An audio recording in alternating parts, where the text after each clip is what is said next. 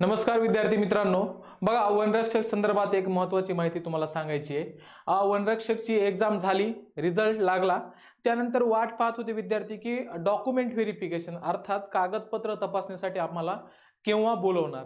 तर त्या संदर्भात आता आपल्याकडे डिटेल इन्फॉर्मेशन आहे। काय करायचंय तुम्हाला बघा टप्प्याटप्प्याने। सुरुवातीला तुम्हाला असं बघायचंय महाराष्ट्र फॉरेस्ट डिपार्टमेंटची जी काही वेबसाईट आहे mahaforest.gov.in या वेबसाईटवर तुम्हाला जायचंय। इथं क्लिक केल्यानंतर तुम्हाला दुसरं पेज हे ओपन होईल, जे काही वन विभागाची जे काही त्यांचं पेज आहे हे सगळं काही ओपन होईल। या इथं खाली तुम्हाला इथं भरती प्रक्रिया आणि कागदपत्र तपासणीचे वेळापत्रक प्रसिद्ध हे असं येईल। तुम्हाला इथं क्लिक करायचंय कागदपत्र तपासणीचे वेळापत्रक, त्यानंतर तुम्हाला एक अशी पीडीएफ असा एक ओपन होईल पेज।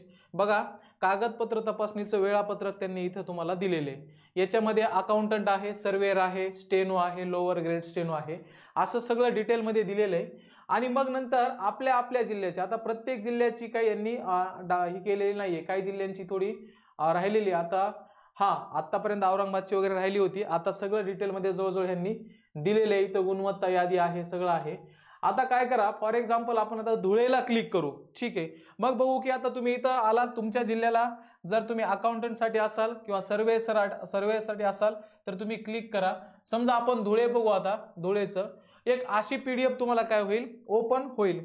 मग आता या पीडीएफ मध्ये त्यांनी डिटेल मध्ये इन्फॉर्मेशन दिलेली आहे की बघा लेखापाल असेल वन विभागातील 8/6/2023 रोजी जाहिरात प्रसिद्ध करण्यात आली होती। मग नंतर याच्यामध्ये बघा 200 पैकी 200 गुणांची जी काही एग्जाम होती, ठीक आहे। 19/12 यावेळेस त्यांनी काय केले की बाबा गुणवत्ता यादी जी आहे 19/12/2023 ला प्रसिद्ध केली होती। त्यानंतर बघा ऑनलाईन परीक्षेमध्ये 200 पैकी जे ज्यांना 45% गुण भेटलेले 200 पैकी त्याच विद्यार्थ्यांना काय केलेले त्यांनी सिलेक्ट केलेले 200 पैकी 45%, ठीक आहे।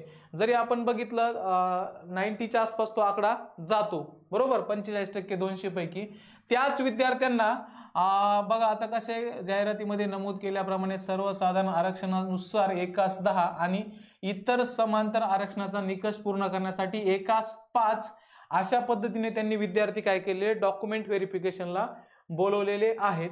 मग जर तुम्ही खाली गेल्यानंतर तुम्हाला आणखी ही यादी दिसेल, याच्यामध्ये त्यांनी डिटेल मध्ये दिलेले मूळ कागदपत्र तपासणीसाठी आल्यानंतर विद्यार्थ्यांना काय काय करणे, कागदपत्र कुठं घेऊन जाणे। आता समजा इथं बघा इथं असं देणार ते की कागदपत्र तपासणीचं ठिकाण देणार तुम्हाला, बरोबर। मग आता इथं धुळे समजा, तर धुळ्यामध्ये काय दिलंय वनरक्षक प्रादेशिक धुळे यांचे कार्यालयाचे आवार नवीन पोलीस प्रशिक्षण केंद्राजवळ संतोषी माता रोड धुळे, सकाळी बोलवले त्यांनी दिनांक 3/1/2024 ला सकाळी 10 वाजता। तर तुम्हाला काय करायचंय आपल्या आपल्या जिल्ह्याची जिल्ह्यासमोरचा ती पीडीएफ ओपन करा, कोणतं ठिकाण दिलेलं आहे तो पत्ता व्यवस्थित घ्या, तुमचे कोणते कोणते डॉक्युमेंट सांगितले ते डॉक्युमेंट व्यवस्थित रेडी करा आणि त्या ठिकाणी दिलेल्या वेळेमध्ये हजर राहा। आता थोडं खाली गेल्यानंतर बघा तुम्हाला अशा पद्धतीने एक लिस्ट दिसेल, बघा हे दिले आता इथं अराखीव सर्वसाधारण, ठीक आहे। याच्यामध्ये बघा आता ही लिस्ट दिली आहे तुम्हाला इथं अराखीव सर्वसाधारण, हे सगळी लिस्ट दिलेली 1 ते असा पूर्ण आकडा दिलेला आहे। अराखीव महिला असतील, अनुसूचित जमाती असेल, अशा पद्धतीने तुम्हाला हे गोष्टी सगळ्या फॉलो करायच्यात आणि त्या ठिकाणी आपलं डॉक्युमेंट व्हेरिफिकेशनसाठी जायचंय। आणखी याच्यामध्ये काय दिलंय का आपण थोडं आणखी बघून घेऊ की प्रत्येक जिल्ह्याची अशी एक पीडीएफ असणार आहे तुमची। बघा कागदपत्र तपासणीसाठी बोलवण्यात येणाऱ्या उमेदवारांची ही सगळी यादी आहे। हे बघा लेखापाल असेल, सगळ्या बाकीच्या जेवढ्या काही पोस्ट आहेत त्या सगळ्यांसाठी हे दिलेलं आहे। हे बघा आता कागदपत्रांची यादी दिलेली त्यांनी, प्रमाणपत्रांची यादी ही लक्ष द्या। बघा आता काय काय घ्यायचंय तुम्हाला, ओळखपत्र तुमचं पहिलं तुम्हाला घेऊन जायचंय तिथं। ओळखपत्रामध्ये काय पासपोर्ट असेल, पॅन कार्ड, आधार कार्ड, मतदार ओळखपत्र किंवा ड्रायव्हिंग लायसन्स यापैकी कुठलंही एक तुम्ही घ्या, हे सर्व उमेदवारांसाठी आवश्यक आहे। दुसरं आहे प्रवेश पत्र, ऑनलाईन परीक्षेचं जे प्रवेश पत्र आहे, जे तुमचं हॉल तिकीट होतं ते हॉल तिकीट देखील तुम्हाला घेऊन जायचंय। होप सो सगळ्या विद्यार्थ्यांनी आपलं हॉल तिकीट हे व्यवस्थित जपून ठेवलेलं असेल। हे सर्व उमेदवारांसाठी सूचना आहे। यानंतर आदिवास प्रमाणपत्र, तुमचं जे काही डोमेसाइल सर्टिफिकेट असणार आहे हे आत्ताचं चालू ते तुम्ही घ्या, सर्व उमेदवारांकरता ही आहे सूचना। तुमच्या वयाचा पुरावा, मग ग्रामपंचायत असेल, नगर परिषद, महानगरपालिकाकडील जन्म दाखला किंवा वयाचा दाखला किंवा शाळा सोडल्याचा दाखला किंवा तुमची सरळ 10वीची जी सनद असते ही सनद ही सुद्धा तुम्हाला घेऊन जायची, हे देखील सर्व उमेदवारांकरता ही गोष्ट आवश्यक आहे। मग नंतर तुमची शैक्षणिक अर्हता, जे तुमची डिग्री असेल ते घेऊन जायचंय, किंवा तुम्ही आता पोस्ट ग्रॅज्युएशन जे केलेलं असेल, उच्चतम जे तुमचं शिक्षण आतापर्यंत झालेले ते सर्व डॉक्युमेंट तुम्हाला घेऊन जायचे। ही देखील सूचना सर्व उमेदवारांकरता आहे।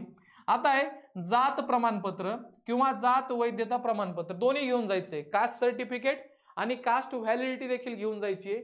ही सूचना फक्त मागासवर्गीय उमेदवारांकरिता आहे, जे SC आणि ST मध्ये येतात, कॅटेगरी मध्ये येतात, त्यांच्यासाठी आहे की कास्ट सर्टिफिकेट आणि कास्ट व्हॅलिडिटी तुम्हाला घेऊन जायची। नंतर आहे नॉन क्रिमिलियर प्रमाणपत्र, ठीक आहे, हे कुणासाठी? आता बघा, सक्षम प्राधिकाऱ्याने निर्गमित केलेले सन 2022-23 या आर्थिक वर्षाचे नॉन क्रिमिलियर प्रमाणपत्र, हे लक्षात घ्या की 2022-23 तुमच्याकडे नॉन क्रिमिलियर पाहिजे, जुनं चालणार नाही। हे कुणासाठी आहे? तर जे काही अदर बॅकवर्ड क्लास जे आहे OBC यांच्यासाठी हे सूचना आहे। नंतर पुन्हा काय, आर्थिक दृष्ट्या दुर्बल घटकाचे प्रमाणपत्र काय असणार आहे? सक्षम प्राधिकाऱ्याने निर्गमित केलेले आर्थिक दृष्ट्या दुर्बल घटकाचे प्रमाणपत्र, हे कुणासाठी? जे EWS मध्ये येतात, जे लोक EWS मध्ये येतात, ज्यांचं उत्पन्न हे 8 लाखापेक्षा काय असणार आहे? कमी असणार आहे, त्यांच्यासाठी ही सूचना आहे। त्यानंतर आहे संगणक अर्हता प्रमाणपत्र, म्हणजे सरळ सरळ MSCIT सर्टिफिकेट तुमच्याकडे पाहिजे। मग बघा, आता शासनाने विहित केलेली संगणक अर्हता धारण करीत असल्याचे प्रमाणपत्र, ही सूचना आहे, ही सर्व उमेदवारांकरता आहे, ठीक आहे। इथं कास्ट साठी वेगळं किंवा OBC साठी किंवा ओपन साठी वेगळं असं नाही। मग नंतर आहे लहान कुटुंबाचं प्रमाणपत्र, जर तुम्ही सिलेक्ट केलं असेल ऑप्शन, तर उमेदवाराची स्वाक्षरी असलेले सोबतच्या विहित नमुन्यातील प्रतिज्ञापत्र, ही देखील सर्व उमेदवारांकरिता आवश्यक आहे।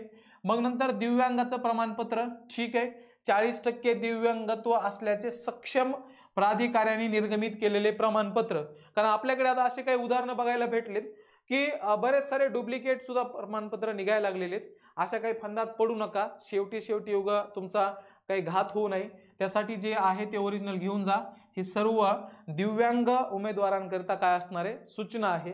या व्यतिरिक्त बघा, उपरोक्त कागदपत्र प्रमाणपत्राची यादी नमुन्या दाखल असून व्यतिरिक्त उमेदवारांनी ऑनलाईन अर्जात नमूद केलेल्या माहितीशी संबंधित सर्व कागदपत्रे तुम्हाला सोबत आणणे आवश्यक राहील।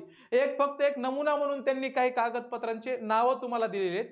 बाकी तुम्ही फॉर्म भरत असताना, तुमच्या परीक्षेचा फॉर्म भरत असताना जेवढे काही डॉक्युमेंट तुम्ही मेन्शन केलेले आहेत ते सर्वच्या सर्व डॉक्युमेंट तुम्हाला घेऊन जायचे आहेत। पुन्हा उमेदवाराने कागदपत्रे पडताळणीस मूळ प्रमाणपत्र किंवा कागदपत्र, परीक्षेचे प्रवेश पत्र आणि पासपोर्ट साईज फोटो तुम्हाला घेऊन राहणं आहे। म्हणजे डॉक्युमेंट तुम्ही झेरॉक्स तर घेऊन जाणारच आहात, सर्वच्या सर्व मूळ डॉक्युमेंट तुम्ही काय करा, घेऊन जा। बघा, अशा पद्धतीची ही सूचना आहे। आता मुलांचा प्रॉब्लेम काय होतो, एक्झामला गेले, एक्झामचा रिझल्ट खूप उशिरा लागणार आहे, मग नंतर कागदपत्र तपासणीला उशीर व्हायला लागलाय, अशा वेळेस तुमच्याकडून प्रवेश पत्र हरवण्याची शक्यता नाकारता येत नाही, त्यामुळे पटकन ते चेक करा। बाकी जेवढे काही डॉक्युमेंट आहेत, जे आत्ता व्हॅलिड असणारे डॉक्युमेंट आहेत, हे सर्वच्या सर्व डॉक्युमेंट तुमचे रेडी ठेवा। आपल्या आपल्या जिल्ह्यानुसार मी जसं सांगितलं, या वेबसाईटवर तुम्हाला जाऊन आपल्या आपल्या जिल्ह्याच्या समोर क्लिक करायचंय, तिथे एक PDF ओपन होईल, त्या PDF मध्ये आपलं नाव असेल आणि नाव असल्यानंतर आपण डॉक्युमेंट व्हेरिफिकेशन साठी सर्वांनी जायचं आहे, ठीक आहे। तर चला, आणखी काही नवीन अपडेट असतील तर आपण तुमच्यापर्यंत पोहोचत राहू। तोपर्यंत आपलं चॅनल एक्झाम गुरुला सबस्क्राईब करा आणि आपलं टेलिग्राम चॅनल जॉईन करा। धन्यवाद।